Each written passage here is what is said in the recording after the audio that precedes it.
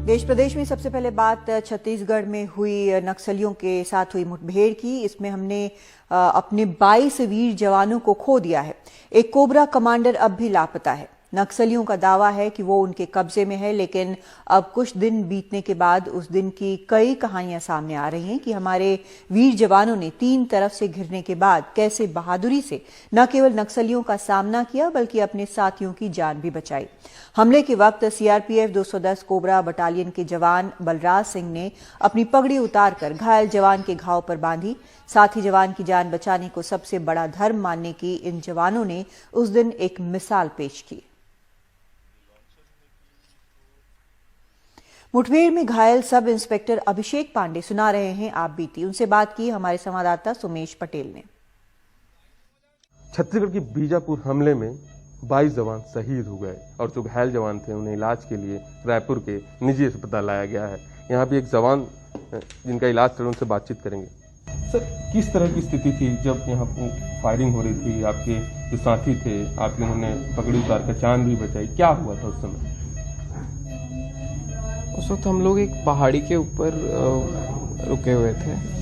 पहाड़ी के ऊपर मतलब पहाड़ी को डोमिनेट करके उसमें ऑल डिफेंस बना के रुके हुए थे। फिर हमारे पास इनपुट्स आ रहे थे, रियल टाइम इनपुट्स हमको ऑपरेशन के दौरान आते रहते हैं कि नक्सली हमें घेर रहे हैं। तो स्टार्ट में हमने कोई रिटेलिएशन नहीं किया था, हम लोग जस्ट वेट कर रहे थे कि मतलब सिचुएशन को गॉज कर रहे थे कि क्या हो रहा है।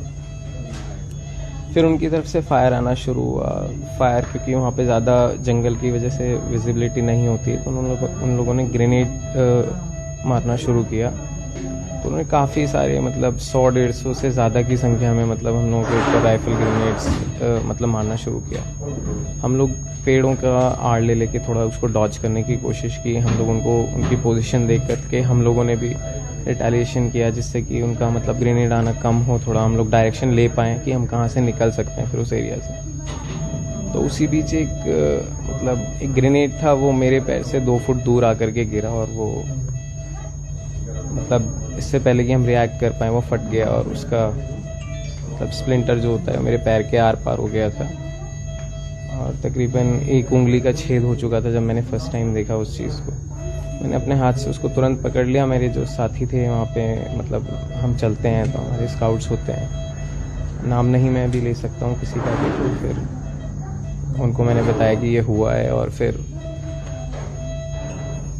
मेरे जो साथ में ही था जिसका आपने नाम लिया बलराज, जो मेरा मतलब मेरे ही टीम में है और मेरे ही फर्स्ट जो सेक्शन था उसी का हिस्सा है, वो थोड़ी दूर पे ही था। मतलब वो भी पेड़ की आड़ लेकर के पोजीशंस देख रहा था नक्सलाइट्स की।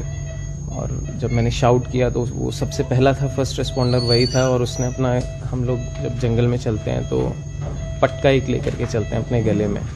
मेरा अपना पटका उस वक्त बैग में था और उसको आवाज़ गई, उसने देखा और साहब जी शाउट करता हुआ आके उसने अपना पटका पहले मेरे पैर पे बांधा।